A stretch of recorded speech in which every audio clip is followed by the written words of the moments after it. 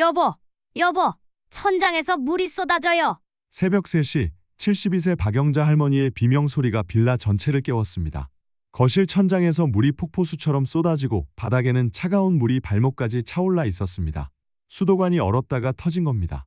그것도 전날 밤에 수도꼭지를 살짝만 틀어서 물이 한 방울씩 똑똑 떨어지게 해놓으셨는데 말이죠. 결과는 어땠을까요? 수리비 150만 원, 아래층 보상 200만 원, 총 350만 원이 날아갔습니다. 혹시 여러분도 지금 이렇게 하고 계신가요? 물 아까우니까 한 방울씩만 똑똑 떨어뜨린다고요? 그건 아무 소용없습니다. 오늘 이 영상 끝까지 보시면 어떻게 되냐고요? 첫째, 올겨울 동파 걱정 없이 밤에 푹 주무십니다. 둘째, 350만 원 수리비와 배상금 한 푼도 안 드십니다. 셋째, 아래층이랑 다투실 일도 없습니다. 그리고 제가 지금 알려드릴 방법은 다이소에서 5천 원이면 충분합니다. 저는 지금도 구로구 빌라에 사는데요. 이 방법으로 지난 10년간 단 한 번도 동파된 적이 없습니다. 자, 가장 많이 하시는 실수부터 알려드립니다. 수도꼭지를 살짝 틀어서 물이 한 방울씩 똑똑 떨어지게 해놨다고요? 그거 아무 소용없습니다. 67세 김순자 할머니도 작년에 똑같이 하셨어요. 물 아까우니까 한 방울씩만 떨어뜨려야지. 그런데 다음날 아침 물이 한 방울도 안 나왔습니다. 수도관이 꽁꽁 얼어붙은 거죠. 왜 이런 일이 생길까요? 물이 멈춰 있으면 얼어버립니다. 한 방울씩 떨어지는 건 사실상 물이 거의 멈춰 있는 거나 마찬가지거든요. 쉽게 생각해 보세요. 계곡물은 한겨울에도 잘 안 얼잖아요. 그런데 고인물은 금방 얼음판이 되죠. 수도관도 똑같습니다. 물이 계속 흘러야 안 얼어요. 그럼 얼마나 틀어놔야 하냐고요? 종이컵 하나를 준비하세요. 수도꼭지를 틀었을 때 종이컵에 물이 33초에서 45초 사이에 가득 차면 딱 적당합니다. 이 정도면 물이 한 줄기 실처럼 줄줄 흐르는 정도예요. 그럼 수도요금이 얼마나 나올까? 걱정되시죠? 제가 계산해 봤습니다. 하룻밤 8시간 틀어놔도 물값이 500원에서 700원 정도밖에 안 나옵니다. 그런데 동파되면 수리비가 최소 100만 원이에요. 어느 게 더 이득인지 아시겠죠? 김순자 할머니는 제가 이 방법을 알려드린 후로 지난 5년간 단 한 번도 동파된 적이 없으십니다. 자, 여러분도 오늘 밤부터 당장 실천하세요. 한 방울씩 똑똑? 절대 안 됩니다. 한 줄기 실처럼 줄줄 흘러야 합니다. 종이컵으로 33초에서 45초, 이것만 기억하세요. 두 번째, 집 안온도 관리입니다. 외출할 때 보일러 끄시죠? 아껴야지 하시면서요. 이렇게 생각하시면 큰일 납니다. 70세 이철수 할아버지가 작년 겨울에 정확히 이렇게 하셨어요. 외출하실 때 보일러를 완전히 꺼버리셨습니다. 저녁 늦게 집에 돌아오니 집 안이 냉장고처럼 차가워져 있었죠. 그리고 다음날 아침 물이 안 나왔습니다. 벽 속 배관이 꽁꽁 얼어버린 거죠. 왜 이런 일이 생길까요? 집안이 완전히 식어버리면 벽 속에 있는 배관도 같이 얼어버립니다. 특히 구축 빌라나 다세대 주택은 단열이 약해서 금방 추워지거든요. 그럼 어떻게 해야 하냐고요? 외출하실 때는 보일러를 외출 모드로 설정하세요. 또는 온도를 8도에서 12도 정도로 낮춰 놓으시면 됩니다. 그럼 난방비가 많이 나오는 거 아니에요? 걱정하실 필요 없습니다. 외출 모드로 하루 종일 틀어놔도 얼마 안 나옵니다. 그런데 동파되면 수리비가 최소 100만 원이에요. 얼마 아끼려다가 150만 원을 날린 겁니다. 자, 그 다음 싱크대 얘기입니다. 싱크대 아래 수납장 문 닫아 놓으셨죠? 그것도 잘못입니다. 싱크대 아래에는 수도관이 지나가는데요. 수납장 문을 닫아 놓으면 그 안이 냉장고처럼 차갑습니다.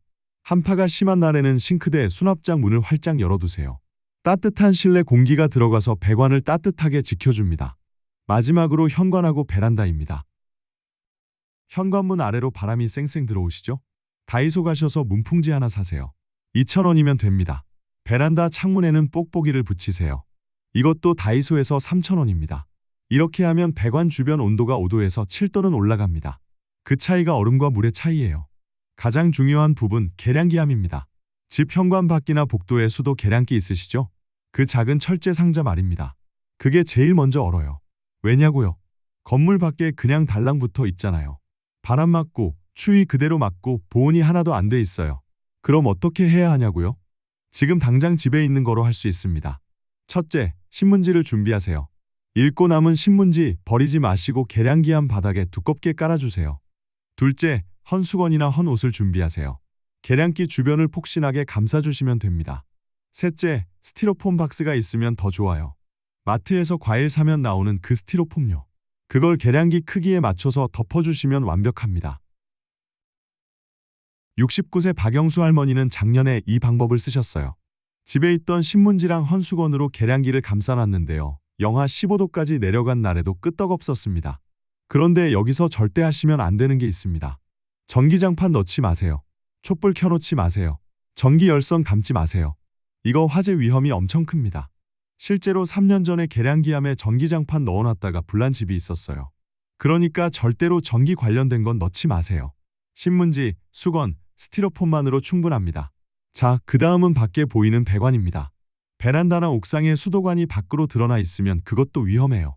이건 다이소에서 파는 보온재를 사셔야 합니다. 스펀지처럼 생긴 튜브 모양인데요. 5,000원이면 3m짜리를 삽니다. 배관 길이에 맞춰서 자르시고요. 쫙 벌려서 배관에 끼우시면 됩니다. 그리고 이음새 부분을 테이프로 감으세요. 찬바람이 안 들어가게요. 이렇게만 하시면 영하 20도까지도 버팁니다. 여러분도 오늘 당장 하세요. 5,000원으로 100만 원 수리비를 막는 겁니다. 이제 아주 중요한 걸 알려드릴게요. 날씨에 따라서 해야 할 일이 달라집니다. 매일 뉴스나 날씨 앱을 보시면 최저기온이 나오잖아요. 그 숫자를 보고 행동하시면 됩니다. 첫 번째, 영하 5도보다 높을 때입니다. 이때는 크게 걱정 안 하셔도 돼요. 계량기함에 보온재가 잘 들어있는지만 확인하세요. 밖에 배관이 있으면 보온재가 벗겨진 데 없는지 한번 보시고요. 이 정도면 충분합니다. 두 번째, 영하 5도에서 영하 10도 사이일 때입니다. 이때부터는 좀 신경 쓰셔야 해요. 아침에 일어나시면 계량기함을 한번 더 확인하세요. 보온재가 제대로 있는지, 틈이 생긴 데는 없는지 보시는 겁니다. 외출하실 때 보일러 외출 모드로 설정하셨는지 꼭 확인하세요. 세 번째, 영하 10도에서 영하 15도 사이일 때입니다. 이때가 진짜 위험합니다. 이틀 이상 이 날씨가 계속되면요, 수도꼭지를 틀어놔야 합니다. 아까 말씀드린 거 기억하시죠? 종이컵이 33초에서 45초 만에 차는 정도로 물을 줄줄 흘려놓으세요.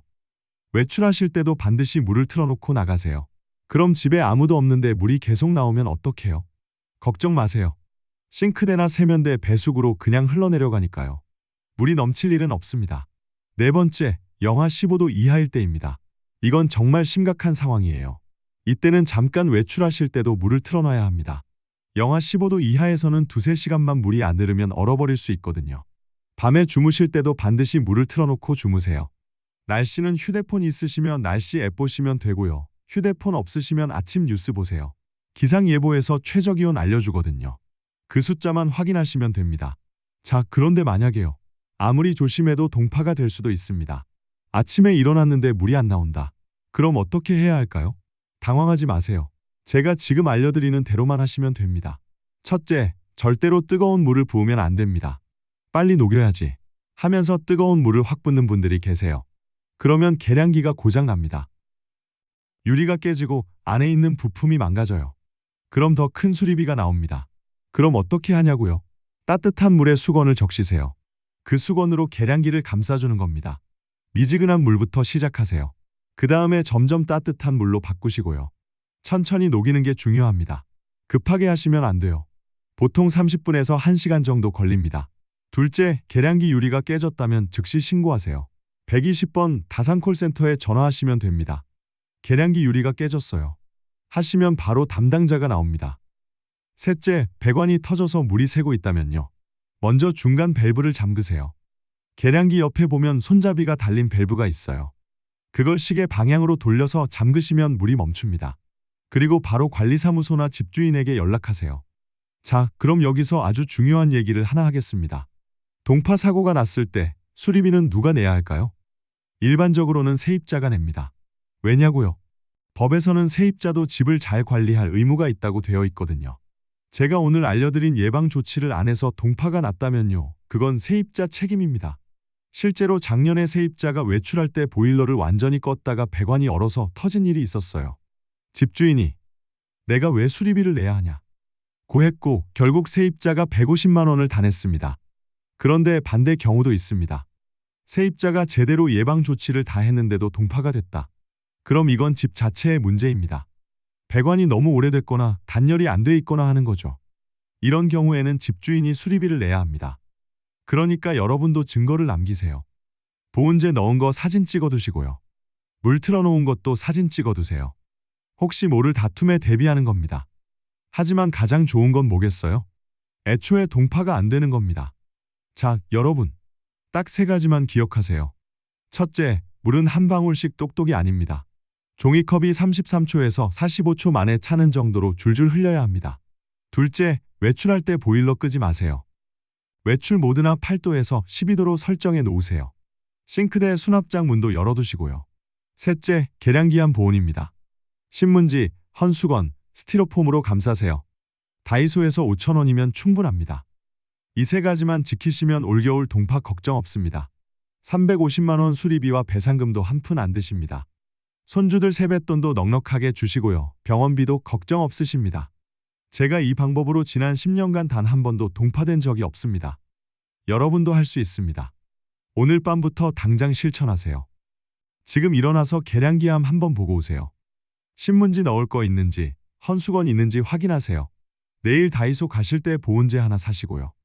그리고 이 영상 꼭 이웃 어르신들에게 알려주세요. 특히 구축 빌라나 다세대 주택에 사시는 분들 말입니다. 그분들도 여러분처럼 350만 원을 지킬 수 있습니다.